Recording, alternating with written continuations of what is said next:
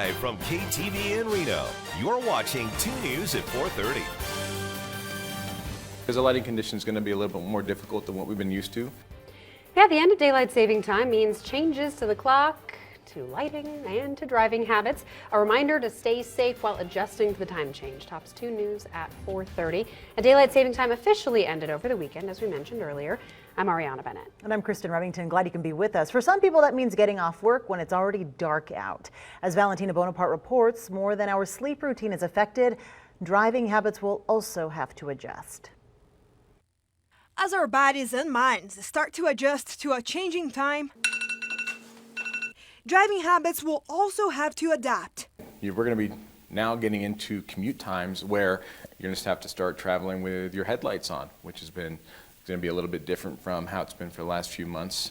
For some, the end of daylight saving will have you traveling in low light, and officials say in that case, slowing down can save a life. If you're driving on a road and you're finding it hard to see and you're finding that there's a lot of spots that are not well illuminated, if you drive this route often and you know that there's a crosswalk coming up that might not have the best lighting, it might be a good idea to slow down and really start paying attention to pedestrians in the area. For pedestrians, that means wearing bright colors and making eye contact with the driver before crossing the street. Cyclists, same.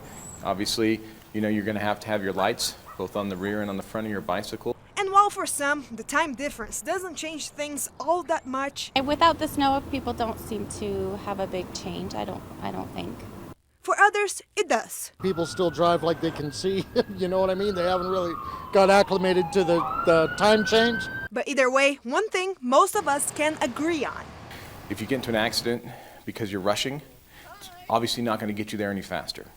And you need to remember that you're important to somebody out there, as well as making sure that other people on the road are safe as well. Covering the story, Valentina Bonaparte, 2 News. Now, Officer Warren also says it's a good idea to take advantage of the nice weather, obviously, and get your car checked before we enter the colder months.